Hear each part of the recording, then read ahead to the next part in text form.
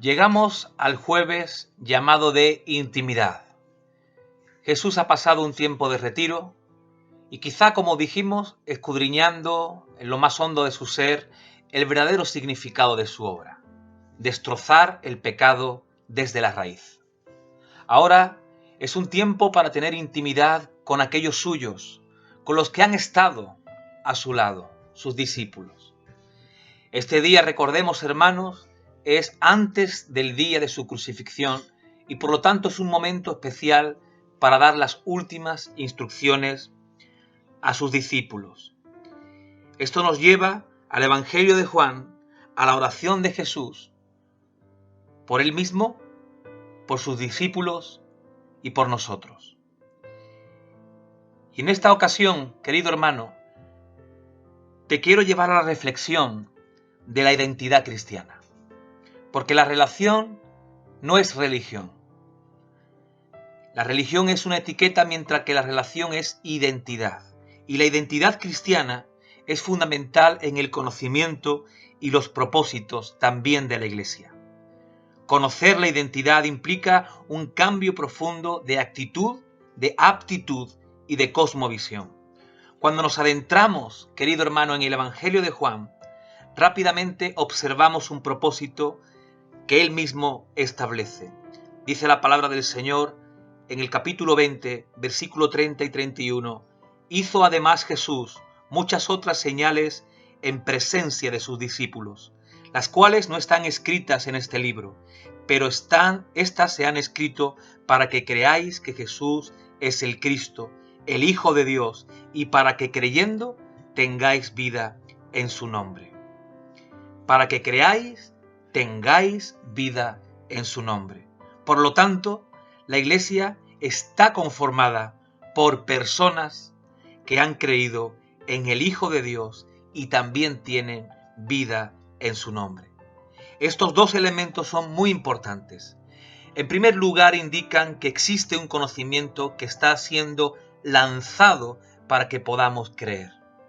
Es un elemento evangelístico, un elemento que parte del Evangelio. Y por otro lado, es un conocimiento también no acumulativo, sino que da vida, es decir, un conocimiento transformador. Sin embargo, la palabra final es enfática: para que tengáis vida en su nombre. Es decir, la vida eterna, la cual pregona el mensaje del Evangelio, que no puede estar desligada del nombre de Jesús. Por lo tanto, se alude a una vida vital para poder establecerse. Para tener vida, tenemos que creer en Cristo Jesús. Y ese fue el propósito de Cristo. En el prólogo del Evangelio se nos dice que el Verbo se hizo carne para dar luz a un mundo de oscuridad. Sin embargo, el mundo no le recibió. Pero a los que le recibieron, a los que creyeron en su nombre, les dio potestad de ser hechos hijos de Dios. No por sangre ni sangre, sino por voluntad de Dios. Así, si la identidad cristiana está basada en esta nueva humanidad, la de ser hechos hijos de Dios, la identidad cristiana y eclesiástica, es decir, de la Iglesia, debe entender también su papel en el mundo. Al igual que el mundo no conoció a su Salvador, la Iglesia también tendrá problemas en hacerse visible y darse a conocer en un mundo opositor a Dios. Aquí es donde entra nuestro tema, en su oración intercesora del capítulo 17.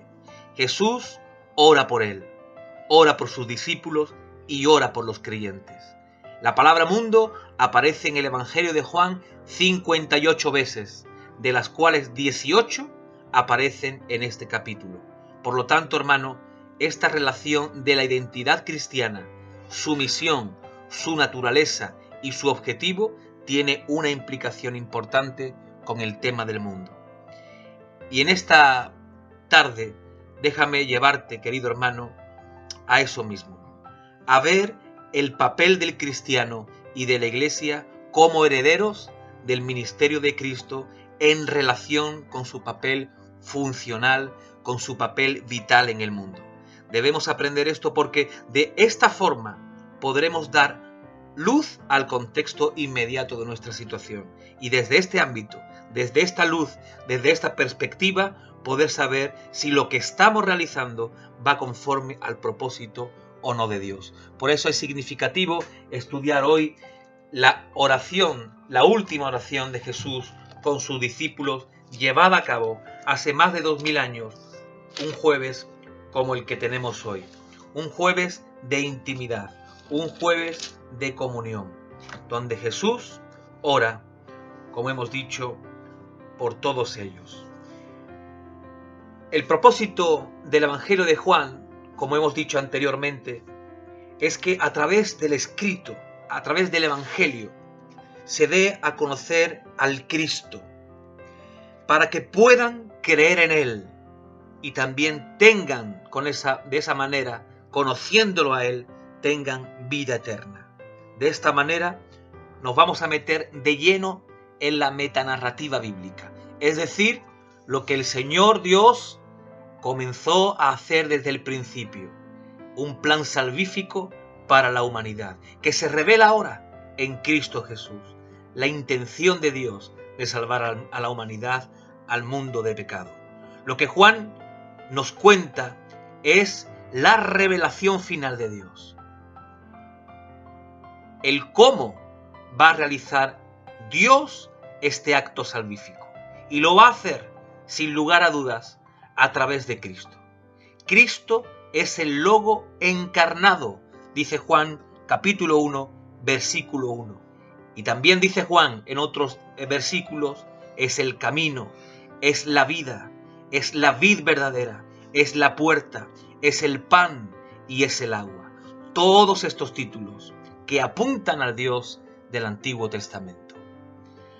Ahora, no se trata de un conocimiento simplemente, como hemos dicho antes, acumulativo. Cristo trae un conocimiento diferente, un conocimiento transformador que cambia a la persona. Recordemos en el capítulo 15, donde se nos habla de la permanencia en Cristo. ¿Y qué es amarlo?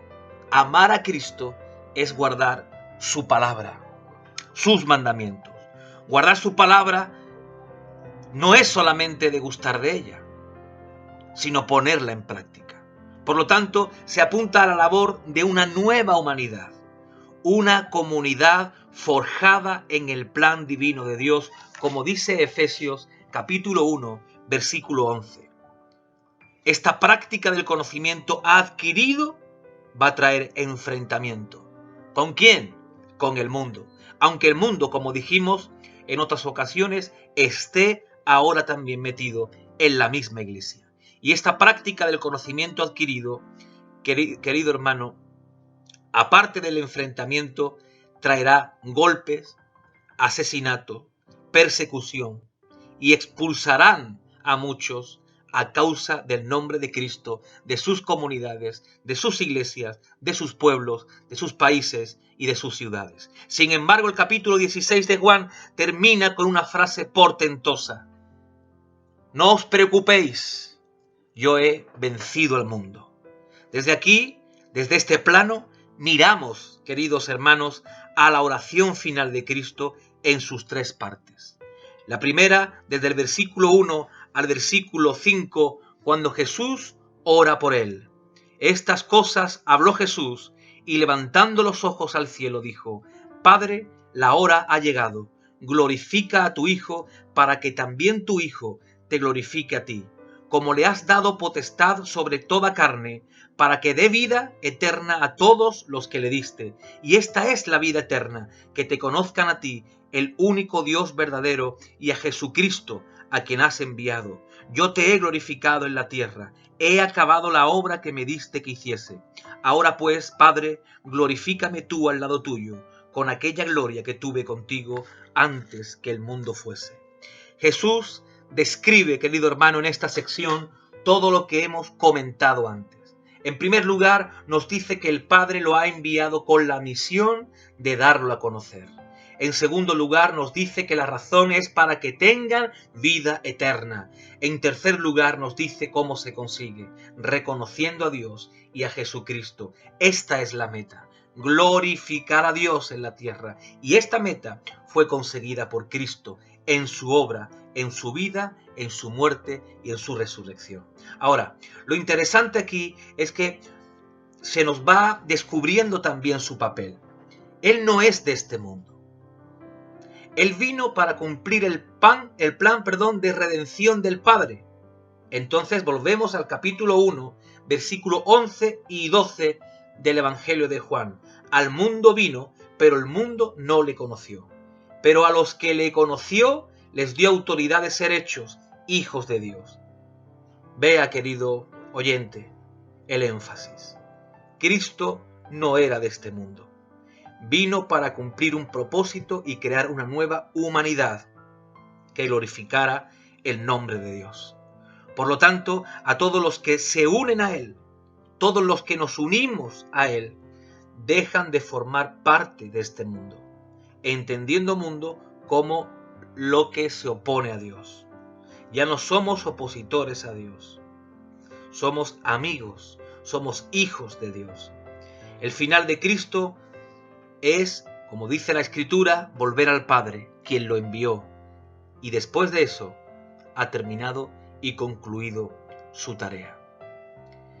En la segunda parte, querido hermano, del capítulo 17, versículo del 6 al 19, dice la palabra del Señor así: He manifestado tu nombre a los hombres que del mundo me diste, tuyos eran y me los diste, y han guardado tu palabra.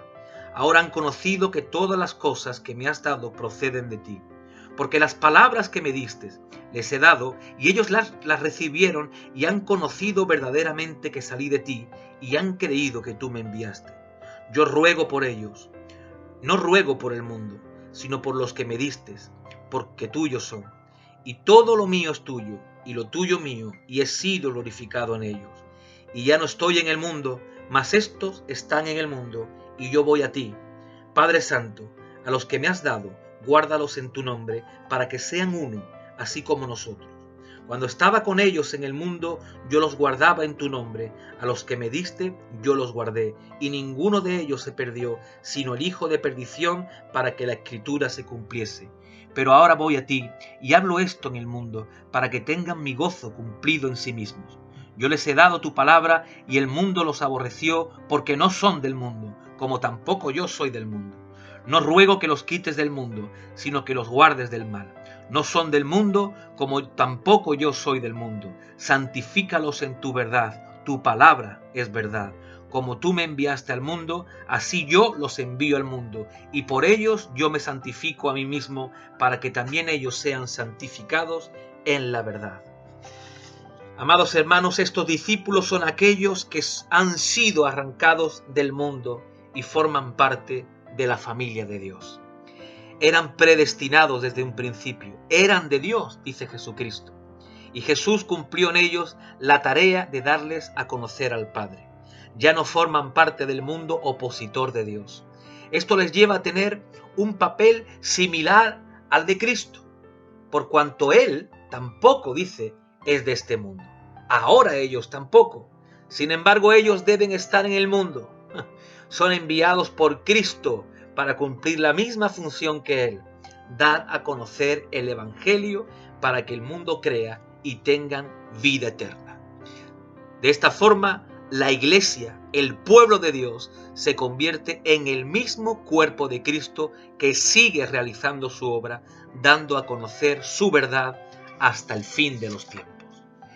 Terminamos, querido hermano, tomando la parte final de esta oración tan preciosa que nos lleva desde el versículo 20 al versículo 26 del capítulo 17 de Juan. Mas no ruego solamente por estos, sino también por los que han de creer en mí por la palabra de ellos, para que todos sean uno, como tú, oh Padre, en mí y yo en ti, que también ellos sean uno en nosotros, para que el mundo crea que tú me enviaste. La gloria que me diste, yo les he dado para que sean uno, así como nosotros somos uno. Unidad y gloria, vean. Yo en ellos y tú en mí, para que sean perfectos en unidad, para que el mundo conozca que tú me enviaste y que lo has amado a ellos como también a mí me has amado. Padre, aquellos que me has dado, quiero que donde yo estoy, también ellos estén conmigo, para que vean mi gloria que me has dado, porque me has amado desde antes de la fundación del mundo. Padre justo, el mundo no te ha conocido, pero yo te he conocido, y estos han conocido que tú me enviaste. Y les he dado a conocer tu palabra, y lo daré a conocer aún, para que el amor con que me has amado esté en ellos y yo en ellos. Jesús aquí anticipa nuestra inclusión en la familia de Dios. Esto quiere decir que tenemos el mismo papel que Jesús tuvo y que sus discípulos tuvieron. Somos también desgajados del mundo e insertados en él para cumplir con el propósito de Dios, con su plan de redención. Cristo en esta sección apunta y enfatiza lo más importante para poder realizar: la unidad. Fue la unidad de Él con el Padre lo que permanece como combustible para el propósito eterno. Por lo tanto, sin esa unidad no estamos en Cristo, y si no estamos en Cristo, no somos parte de la familia de Dios y no podemos llevar a cabo su propósito. Sin embargo, amado hermano, aquí lo que nos interesa es saber nuestro papel en el mundo. Por supuesto, la unidad es fundamental, pero dando por hecho de que la Iglesia ya es una, la pregunta a responder aquí es: ¿por qué estamos entonces en el mundo si no somos del mundo?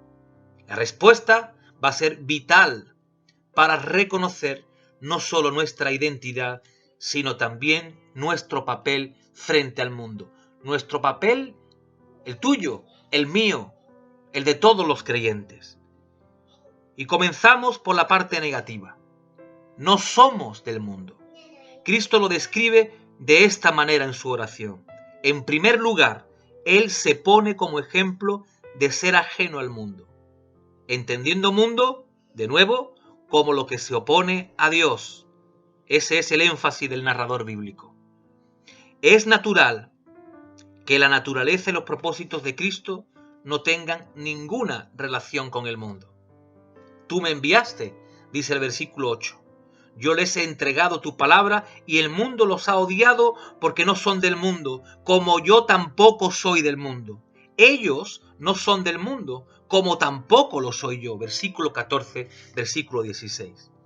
Aquí el mundo, como ya hemos dicho, el mundo se refiere a esta edad caída de la humanidad y de la rebelión angelical. El mundo rechaza la aceptación de Cristo, y es por eso que Cristo no es del mundo. Es ajeno al mundo. Ahora, los discípulos estaban en el mundo, no venían del Padre. ¿Cuál es la diferencia? Volvamos a Juan, capítulo 1, versículo 11 y 12. Cristo mismo describe este proceso de cambio. Estas personas, llamadas discípulos, son aquellos a los que Cristo les reveló quién era el Padre. Y no solo eso, sino que aceptaron y saben con certeza de Él. Estos ya no pertenecen al mundo, pertenecen a Dios. Por eso el versículo 9 del capítulo 17 termina diciendo: no ruego por el mundo, sino por los que me has dado tú. Entonces tenemos una clara relación entre el mundo opositor a Dios y los hijos de Dios, aquellos que han aceptado las palabras de Cristo y creen en Él. Automáticamente se convierten estos que han creído en Jesucristo en enemigos del mundo. Y el mundo, por tanto, los va a odiar, como dice el versículo 14. ¿Por qué? ¿Por qué los va a odiar? Porque ya no están en correlación con el mundo, con la oposición de Dios.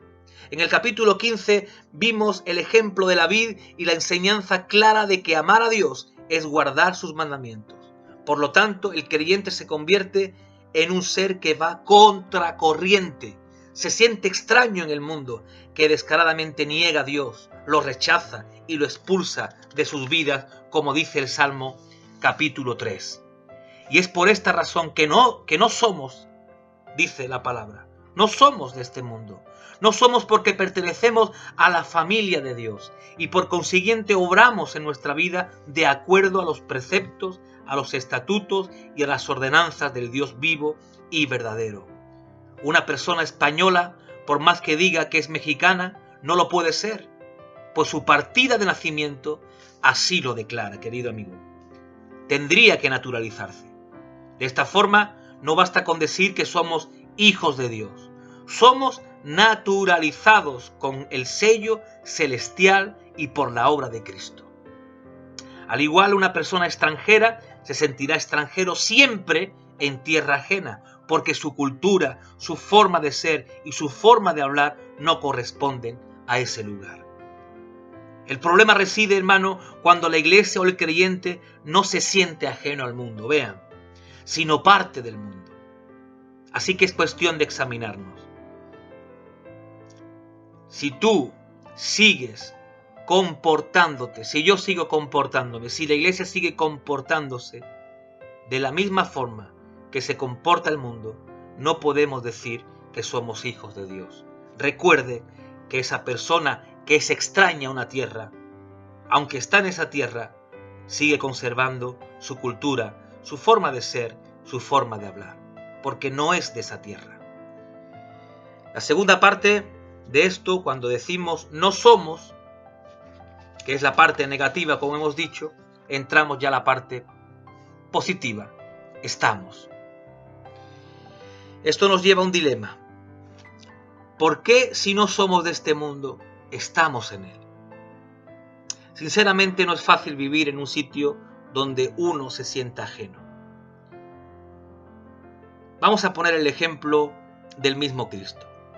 No siendo del mundo, dice la palabra, vino al mundo y habitó en el mundo. ¿Por qué razón? Dice el versículo 4. Yo te he glorificado en la tierra, he acabado la obra que me distes que hicieras. ¿Qué es esa glorificación que Cristo hace del Padre? Esa glorificación consiste precisamente en el trabajo de Cristo de dar a conocer al Padre y que exista gente en el mundo que han creído en su palabra y han reconocido a Dios como el único Dios verdadero y a Jesucristo. ¿Cuál es la obra que le encomendó el Padre? Precisamente darle a conocer. Esto es un estilo de vida, querido hermano. Es decir, Cristo fue enviado al mundo con un propósito y por este propósito Él estuvo con nosotros. Cuando cumplió su propósito, regresó al Padre. Esta es la implicación a nuestras vidas. Tenemos que estar conscientes de nuestro papel. Cristo no pidió que el Padre nos quitara del mundo, sino que nos protegiera de la opresión del mundo y de la opresión de Satanás.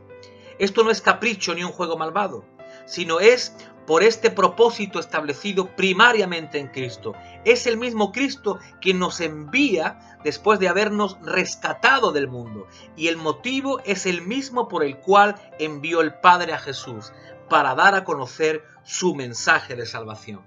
El creyente y la iglesia tiene que reconocer su papel trascendental en el mundo. Si estamos para conformarnos al mundo, no estamos cumpliendo nuestra labor. Estamos por un motivo bien definido y bien específico, que el mundo le dé la gloria a Dios. Y por lo tanto, todos nuestros objetivos, toda nuestra entrega, toda nuestra misión debe ser esta. Y el ejemplo lo tenemos en Cristo. Claro que tendremos opresión, por eso Cristo intercede por nosotros. Pero ahora, ¿qué papel estamos cumpliendo? Pregúntate, ¿qué papel estamos cumpliendo?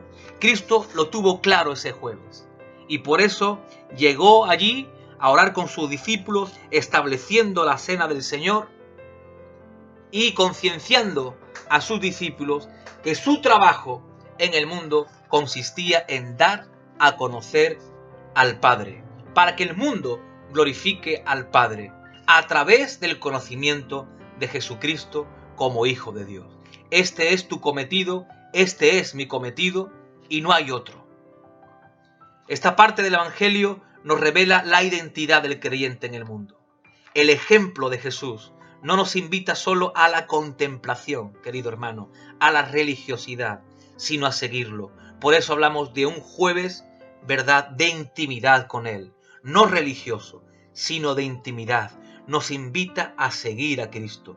Hemos sido enviados por Él para cumplir el mismo mandato que el Padre le encomendó a Cristo, que su nombre sea glorificado.